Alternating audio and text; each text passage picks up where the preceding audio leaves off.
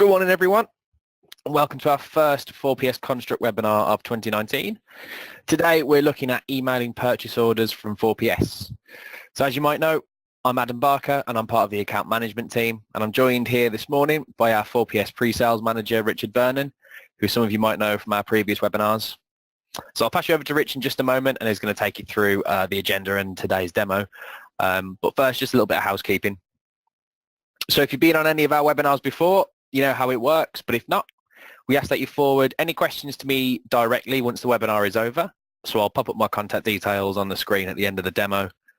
Feel free to give me a call or drop me an email with any questions that you might have. And as usual, we are recording this webinar, so you'll be able to rewatch it online over the next few days. All in all, we're looking for today's session to last around 20 minutes. So if you're ready, Rich, okay, it's over to you.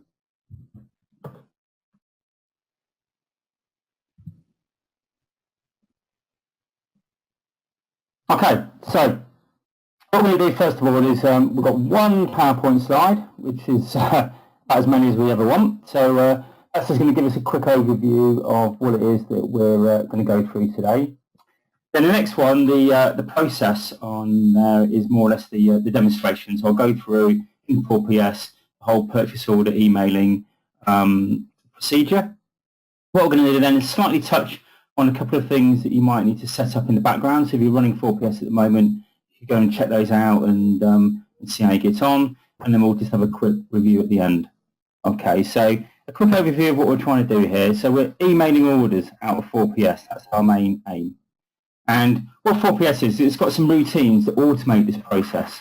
And this is for both material orders and subcontract orders, and for that matter, for plant orders as well. But the idea is that it avoids the need for any manual process around this ordering process. So you should do everything within the system and not have the need to do any of the sort of printing things out or manually creating emails with a PDF, if you like, that you created manually from the order and then have to manually attach it, and the whole thing becomes disconnected. We're trying to get rid of all of that so everything happens in one process within the system.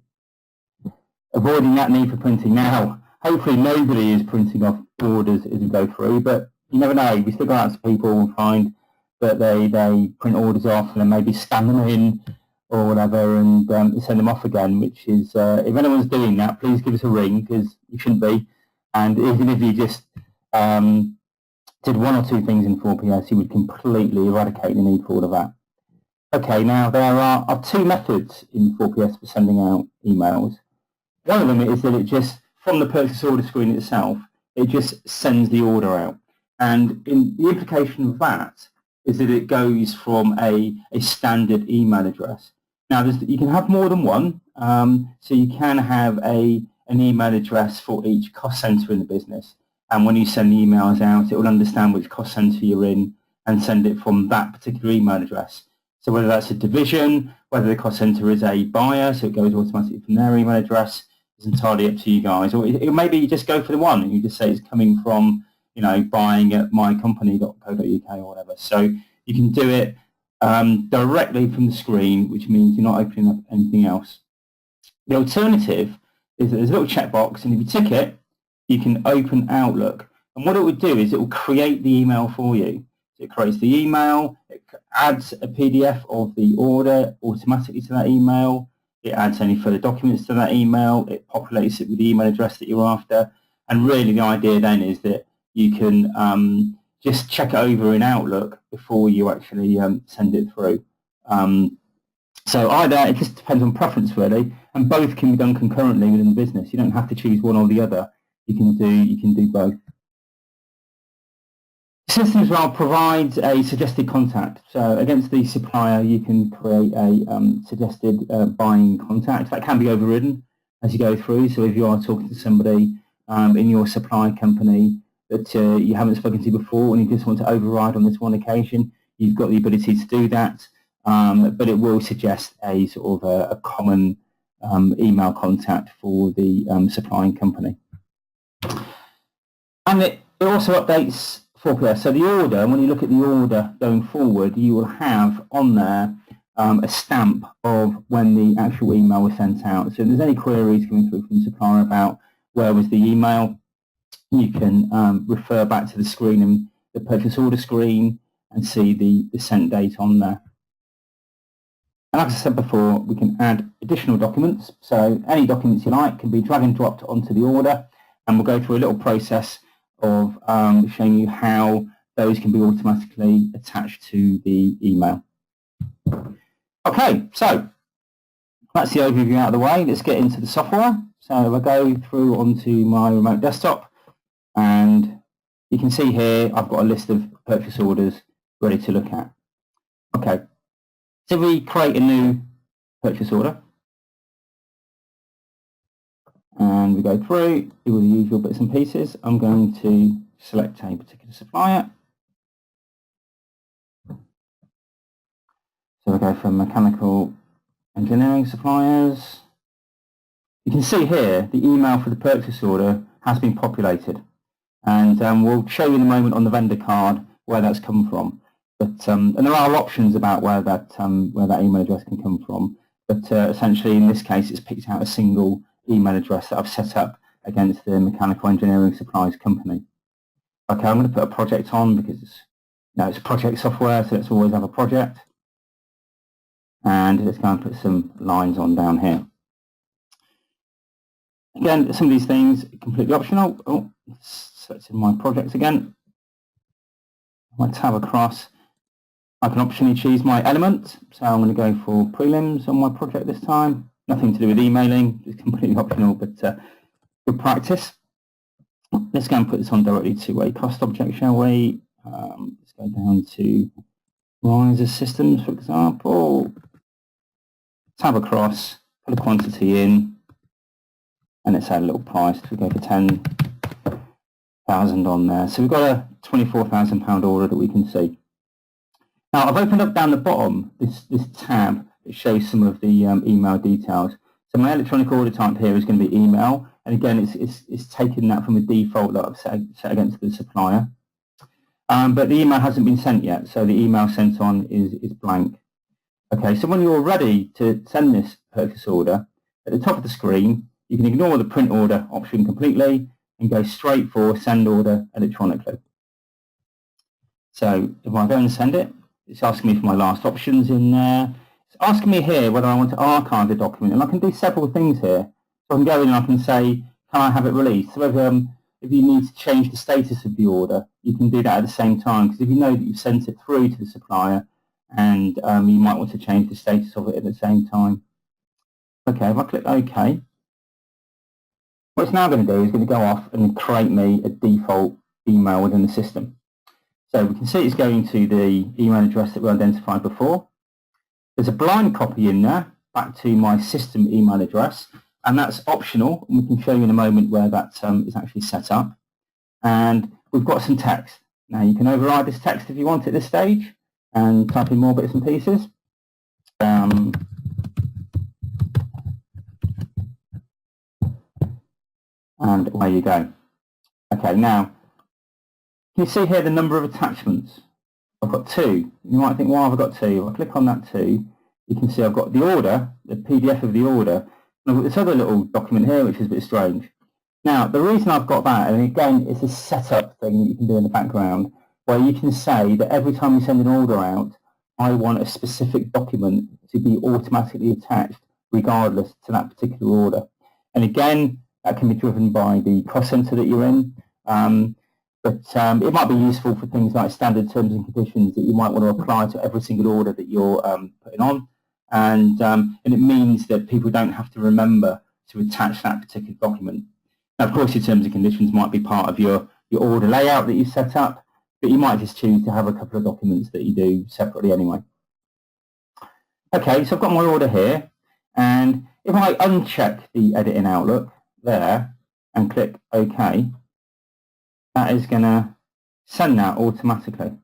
And you can see down the bottom here, the email sent on date has been stamped. So you can see that it's been sent by me on this particular date, and you can go on to your next order at this point in time because that email is now gone. Now I've got my email open down the bottom. So in a moment that should pop up and say that the email has arrived, and we can check it out. And then what we'll do after that is we'll go into another order where we attach some documents, and so we can see here our email. We've got our as per conversation today has been added to it. That's nice. I can go in here. I've got my order. I open it up. We can see it's our riser systems for 20,000. All good. All as expected. Okay. Now, I'll just OK that order. Let's go and create another one. What we'll do this time is we'll add some documents and we'll play around with that side. And we'll do this next one from Outlook as well. Just go and select a vendor. I'll choose the same one because I know I've got my contact details set up for that.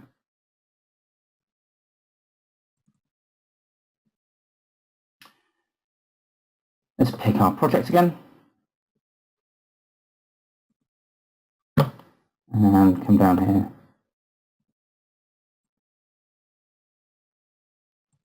Pick our elements, and again we can go in. Pick. In this case I can do another cost object, doesn't really matter. We'll go for some air conditioning units. Of course I have one of those, and we'll put a cost in. Great.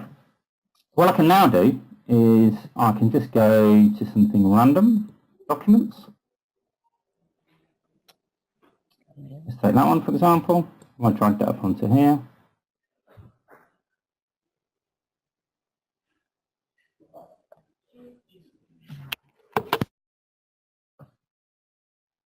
It's working all right. So it's attached to my document. Now in here I can go through and categorize, put the metadata on for that particular document if I want to. Doesn't really matter for what we're doing, but you can see here my external document has now got one in there.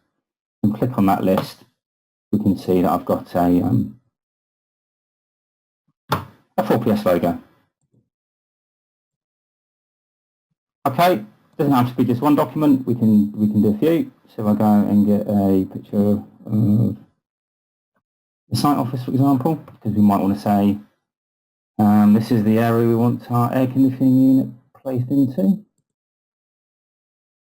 Let's attach that as well. So we've got a couple of documents there. Okay, same process as before. Once we're ready, I can send my order electronically. Of course, it would need to be approved, obviously, but luckily I'm a super approver, so I'm not going to get any problems with approving my order. So, in this case, I've got my document up again. What I'm going to do there is I'm going to leave the Edit in Outlook option ticked. And this time when I click OK, what it's going to do is create me the email. So now I've got the ability to go and use Outlook.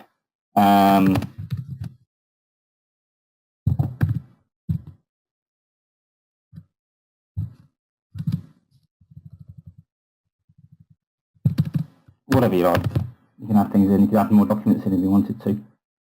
And this gives you the ability to check it all over in the email before it goes. And it also attaches it to my email address. So this is going to come from Richard V rather than coming from Cronus. In this case, I'm sending it to myself, so it's a bit silly, but off it goes. And that's the main difference, that it's going. So if I come in here, I've got my email all the same. That's all good. Now that one didn't have the documents on because I missed out one of the stages. So I've got my two documents. We'll go into this thing called document relations.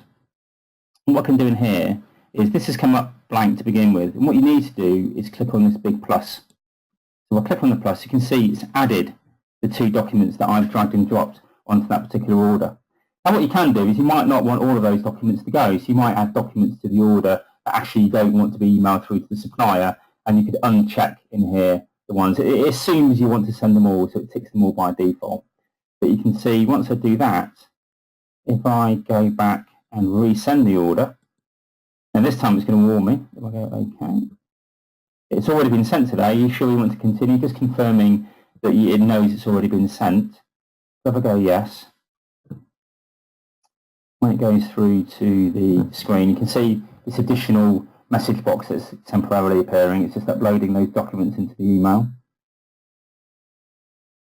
And you can see the number of attachments there is 4. So I'll keep it as edit in Outlook, open it up, and you can see that those additional documents, the site office and the 4PS logo, have now been added to that particular email as well. I can send that through. Okay, so that is the general process, and that works exactly the same in the subcontract order as well. You've got exactly the same options in there, and you can see here, just to finish off, received email, it's got those bits and pieces on. Okay, so the next thing we're going to do is show you some of the areas where you need to set a few things up. And the first one is the most simple. Okay, good. So, go into my vendor card.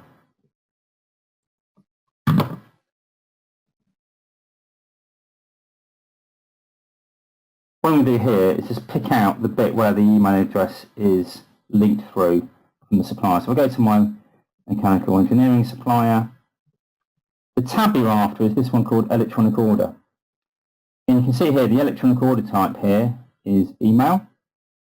You can use the email contact person. That's if you've got your contact set up within the supplier itself, using the companies and contact side of 4PS.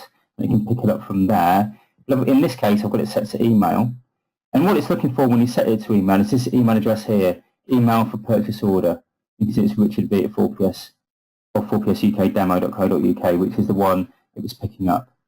Now, it allows you to have an individual email subject for the supplier. So if there's something you want to put on there which is relevant to each individual supplier, you can actually put an email subject in there which is relevant to it. Now, the body of the email is set up somewhere else, and I'll show you that in a moment. But essentially, that's where you go and put the details in for it to pick up the supplier's email address. Okay, and there's a couple of other bits and pieces to set up. One of them is in this SMTP setup. There's a couple of bits and pieces here, but can you see the user ID and password? So that user ID, that Cronus, is my system email address that I'm actually using. Now that's if I want to send the email out directly from within 4PS without opening it in Outlook. It's going to look and it's going to pick out the user ID. And so if you have that set up in this SMTP setup, and if I go to this email setup here, we're going to email. You can see here under departments, functional management, general data email, I've got a whole load of different email options in here now. And if we go into simply email setup, so if we go in against purchase, for example, so you've got your different usages, so you've got against purchase orders, purchase quotes, you can have slightly different rules set up for all the different types of document that you have. So if I pick out a purchase order, you can see the blind copy that I've got in there. So I asked the system to blind copy it automatically. And can I have the option to edit it in Outlook? Yes, I've ticked that because I want that as well. Now, the other really nice thing in here is that if I go to navigate, I've got email standard attachments. So if I go and click on there, under here, I've got an individual document. So I can add individual documents directly into here. And what I'm saying is it will automatically attach that document to every single order that gets sent out in the system. Now, there is a filter, like I said before, so you can filter that on Cross Center. So you can have a number of these set up with different blind copies, different PDF backgrounds, different documents attached to them. But generally speaking, people tend to have the one, and away it goes. Now, I'll click on OK. You can see that this exists in all different sorts of parts of the system. So if you've got different types of documents, you can set this email process up against all those different types of documents. And a couple of other things that are quite interesting to see.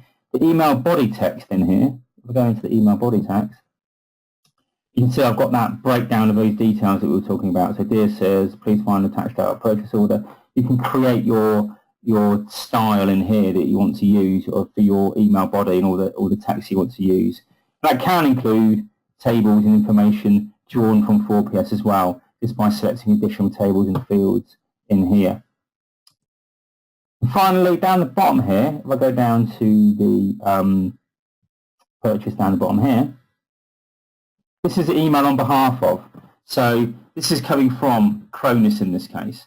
but it's sent on behalf of name is going to be Richard Vernon. So you can set that little matrix up as well, because you can do it also by cost center.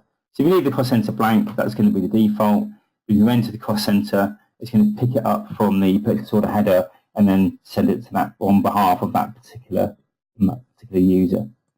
And one interesting thing just to note in here, we've got all these individual items here on the you can go into. You can also go into a thing called email setup. And the email setup is actually looking at exactly the same things. So if I navigate here, I can go and add in my email standard attachments to the purchase order. I think the reason for splitting it out is that you get quite a long list in here, which isn't necessarily so intuitive to use. So what they've done is they've split it all out, and you've got all your individual items in here. So if you know it's purchase related, you can go into purchase, and effectively all it's done is it's reduced that list down to the individual ones you need that are relevant to purchasing. Okay, so that's really all the bits and pieces that we wanted to show you today. So if I just zip back into my PowerPoint. So this is a review of what we've seen. We've seen purchase orders flying out of the system that are either edited in Outlook or sent directly. We've seen that you can attach documents to that you drag and drop onto the order, and how you can sort out the ones that you actually want to send as opposed to just blindly sending all of them. We've seen how you can set up default documents that can be sent, how you can modify the text, and yeah, it's all good. Hopefully saving people lots of time and making things a lot more efficient within what is sometimes considered to be a bit of a bottleneck of people actually generating orders and having the sort of almost the drag of having to put it all together before they send it off. It's nice and efficient, and away it goes. Okay, so Adam, if you want to just finish off for us. Yeah, cool. Thank you very much for that, Rich. I hope you'll find that interesting and useful. So if you do have any questions or would like to know more about what you've seen today, please take note of my contact details on the screen now. Do get in touch, drop me an email or give me a call, and I'll be happy to help you out. As mentioned, I'm hoping to get the recording of this webinar online over the next few days, so please do take a look and feel free to share it around. Keep your eyes peeled for details of the next 4PS webinar, which will be announcing very soon, and also take a look on our website for all of our past webinars and demos too. So yeah, thanks for being with us this morning. Have a great day, and we'll see you again next time. Thank you.